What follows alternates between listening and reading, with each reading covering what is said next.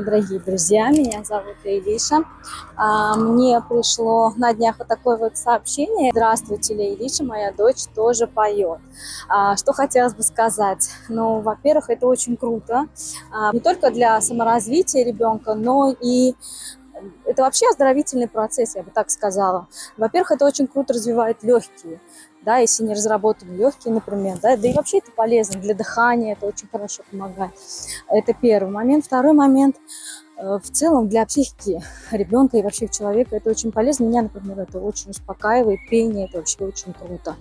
Хотелось бы пожелать ей удачи, успехов во всех ее начинаниях, и я думаю, что процесс самореализации пойдет быстрее у вашей доченьки. Это очень хорошо, что она в таком юном или раннем возрасте поняла, что ей необходимо, что ей надо. Это очень хорошо. Если вы поддерживаете своего ребенка в таком прекрасном начинании, я могу с уверенностью сказать о том, что вы прекрасный папа, замечательный родитель. Это очень важно, на самом деле, поддержать своего ребенка в таких начинаниях.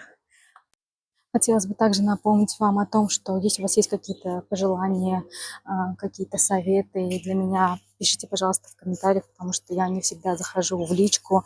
Личные сообщения мне лучше не отправлять, так как не всегда приятно их читать.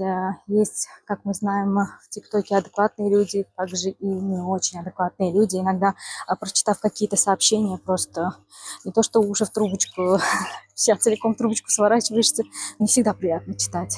Поэтому, если вы хороший, приятный пользователь, который хочет пожелать мне что-то хорошего или дать какой-то совет, то, конечно же, пишите мне в комментариях, буду очень рада. Всем пока-пока.